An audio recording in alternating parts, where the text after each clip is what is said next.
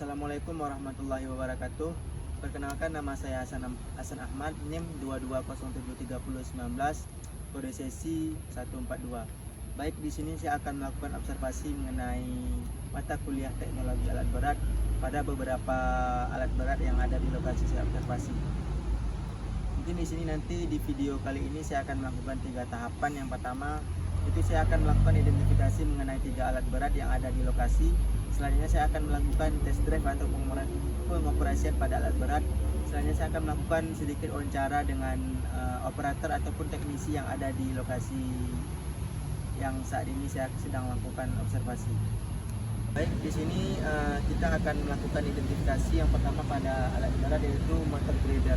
Motor grader ini sendiri yaitu alat berat yang memiliki presisi tinggi yang digunakan untuk meratakan, kemudian membentuk kemiringan dan memberikan penipisan pada permukaan jalan. Baik, langsung saja kita masuk ke beberapa komponennya. Yang pertama ini ada malboard, yaitu pisau. Boleh ke depan lagi. Yang pertama ada malboard, pisau utama, pisau baja panjang yang berada di tengah rangka alat. Fungsinya adalah memotong, kemudian menggeser, kemudian meratakan dan mencampur material dengan tingkat presisi yang tinggi. Sudut dan kemiringan dapat diatur secara hidrolik. Ya, baik, selanjutnya itu ada circle atau cincin. Ini berdiameter cukup besar, di mana mabot terpasang pada circle ini. Kemungkinan mabot berotasi penuh sekitar 360 derajat secara horizontal untuk mengatur sudut kerja yang fleksibel.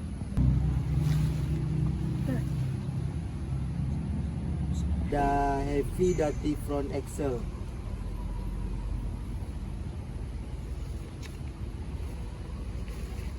Di sini merupakan unit gandar depan tugas berat yang menopang rangka depan dan unit blade pada motor grader. Gandar ini juga dapat dimiringkan untuk membantu kestabilan dan manuver. Selanjutnya ini ada traction frame atau rangka traksi, rangka yang menghubungkan blade ke mainframe. Ini sering menunjukkan pada drawbar dan mekanisme circle pada motor grader standar yang memungkinkan blade digerakkan dan diposisikan secara presisi.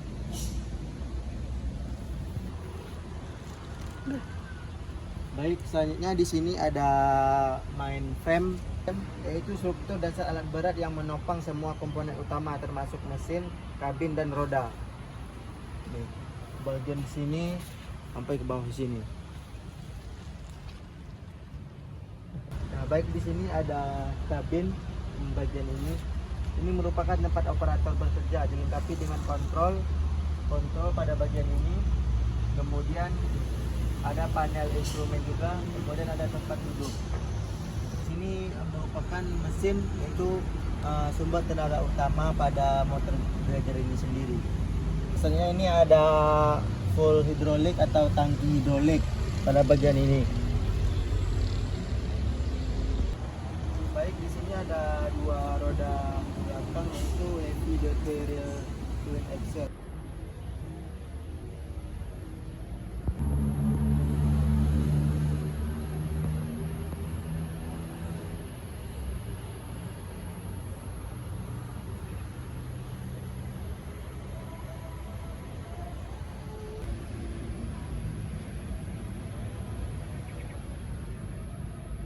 Baik, mungkin untuk beberapa komponen pada motor grader hanya itu dapat disampaikan. Selanjutnya kita akan masuk ke beberapa komponen lagi pada alat berat yang ada di sini. Selanjutnya itu yaitu pada kompaktor. Baik, selanjutnya kita akan identifikasi komponen yang ada pada kompaktor. Baik, kompaktor ini sendiri yaitu berfungsi untuk memadatkan material. Biasanya itu digunakan untuk memadatkan jalan atau aspal. Pertama di sini ada drum. Pada kompaktor ini jenisnya yaitu single drum, yaitu memiliki cuma 1 drum pada bagian depannya. Baik, di sini ada drum, yaitu yang berfungsi untuk memadatkan material yang akan dipadatkan. Kemudian pada bagian dalam drum ini ada vibrasi dam, yaitu yang berfungsi untuk menggetarkan drum ini sendiri. Boleh dilihat di sini pada bagian dalam ini. Selanjutnya itu ada scraper yang dipasang di dekat drum ini. Fungsinya untuk membersihkan permukaan material yang lengket pada drum ini sendiri. Boleh dilihat di sini.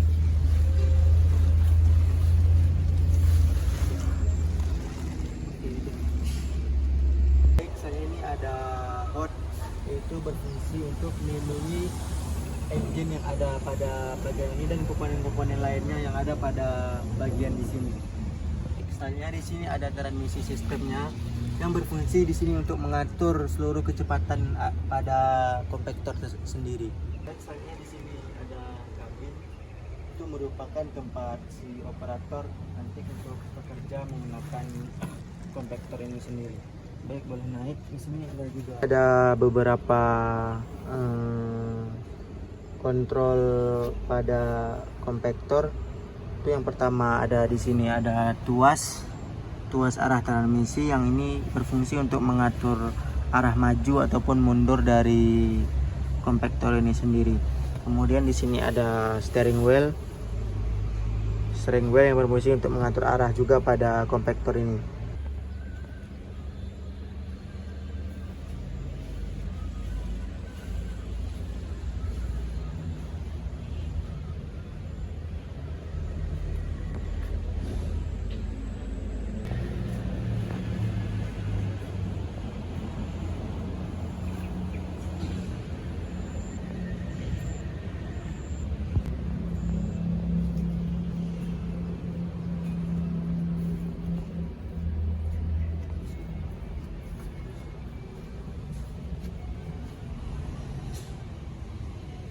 Mungkin untuk beberapa komponen pada kompaktor hanya itu yang dapat saya sampaikan. Selanjutnya kita nanti akan masuk ke alat berat yang selanjutnya, yaitu pada ekskavator. Selanjutnya kita akan mengidentifikasi beberapa komponen pada ekskavator yang sedang ada di depan kita ini. Mungkin ekskavator ini sendiri yaitu berfungsi untuk menggali atau mengangkut material seperti pasir ataupun batu dan sejenis lainnya. Baik, yang pertama ini ada bucket. Bucket ini sendiri yaitu berfungsi untuk menggali material atau mengangkut material. Selanjutnya di sini ada linket. Linket ini sendiri yaitu mekanisme penghubung batang-batang yang menghubungkan silinder bucket ke bucket itu sendiri, memungkinkan pergerakan membuka dan menutup. Selanjutnya ini ada silinder ini berfungsi sendiri untuk menggerakkan bucket ini nanti yang terhubung melalui linket. Yang ini nanti akan melakukan bucket in ataupun bucket out melalui silinder ini sendiri. Baik, selanjutnya itu ada boom. Boom ini adalah batang utama, ini langsung terhubung ke bodi. Ini dapat dilihat yang ada tulisan otomatis ini. Ini merupakan badan penghubung langsung ke bagian depan. Pada bagian atas ini sendiri itu juga ada hidrolik yang untuk menghubungkan boom ini ke bagian sini. Kemudian nanti akan menggerakkan bucket. Baik, di sini juga ada hydraulic cylinder, yaitu yang untuk menggerakkan boom ini sendiri. Baik, ini ada dua hydraulic cylinder. Baik, selanjutnya di sini ada bagian kabin, namun pada ekskavator ini juga sudah tidak ada lagi. Pada bagian kabin ini nanti ada beberapa kontrol yang untuk menggerakkan ekskavator. Baik, di dalam kabin ini ada dua tuas utamanya. Yang ini ada tuas kanan, ini untuk menggerakkan boom dan bucket. Jika tuas kendali kanan ini kita tarik ke belakang, maka boomnya akan naik. Selanjutnya dorong ke depan, boomnya akan turun. Ini ada tuas kendali kiri, ini untuk menggerakkan arm dan swing. Jika ditarik ke belakang, arm akan masuk atau arm in. Selanjutnya didorong ke depan, arm keluar, arm out. Ini selanjutnya ada swing drive pada bagian dalam ini, yaitu mekanisme yang terhubung ke motor hidrolik dan berfungsi memutar swing ke seluruh upper struktur, baik itu kabin, mesin, dan attachment di atas undercarriage ini. Dan kita masuk ke struktur undercarriage pada bagian kaki-kaki atau bagian bawah dari eskavator. Ada travel motor hidrolik yang menggerakkan sprocket. Di sini ada sprocket, yaitu roda gigi besar di bagian belakang yang digerakkan oleh final drive dan berfungsi menarik track grab rantai untuk menggerakkan eskavator ini. Baik, di sini selanjutnya itu ada front idler, yaitu roda penegang di bagian depan yang berfungsi itu menopang trek dan menjaga ketegangan rantai agar tidak lepas. Ini itu ada bottom rulers, yaitu roda-roda kecil yang di sini dapat dilihat nih, roda-roda kecil di bagian bawah undercarriage yang berfungsi menopang berat upper struktur dan menjaga rantai tetap berada di jalurnya. Ini sampai di ujung. Ini ada track groups, rangkai mata rantai baja atau trekso yang bersambung dan membentuk alas pergerakan pada eskavator. Di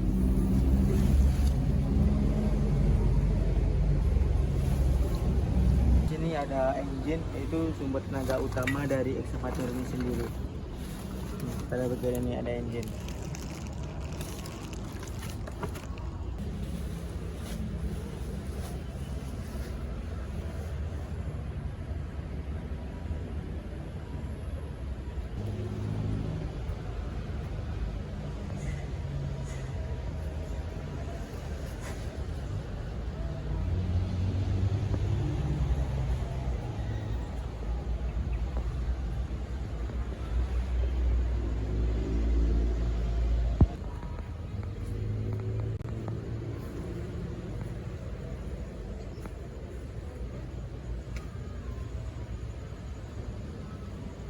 Untuk identifikasi komponen dari eskavator hanya itu. Nanti kita akan masuk selanjutnya untuk sesi wawancara.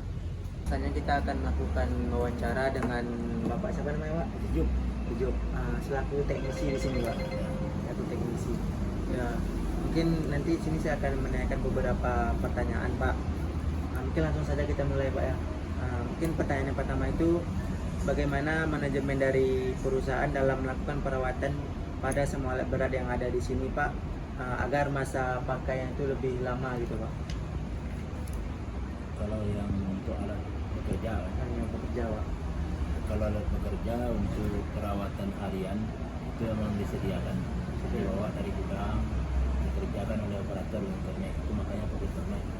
Operator kernet hanya merawat alat, terutama bagian gomok-gomok, penukaran oli segala macam.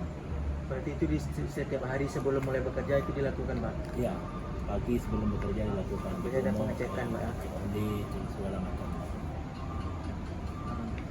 Berarti di sini ada beberapa alat berat yang di sini, Pak, yang ada 17, Pak ya. Di sini juga ada yang rusak-rusak, Pak ya. Ini perbaikan. Lagi perbaikan, Pak ya. Mungkin pertanyaan selanjutnya itu ada ini, Pak. Bagaimana ketersediaan komponen jika memang nanti ada alat berat ini beberapa komponennya rusak, Pak? Apakah ketersediaan alat di Kota Padang ini memadai atau perlu dipesan menunggu beberapa minggu dulu gitu, Pak? Oh, spare part. Ya, spare part ya, Pak. Kalau spare part pada umumnya Cukup di Padang, Pak. Kalaupun pesan di luar Padang paling 1 hari sampai. Oh, 1 hari sampai, Pak. Berarti cukup memadai lah gitu, Pak. Ya, Pak. Mungkin itulah wawancaranya, Pak. Mungkin nanti bagi teman-teman di otomotif nanti dapat menambah ilmu lah dari video yang telah saya buat ini, Pak. Oke, terima kasih. Ya, Pak.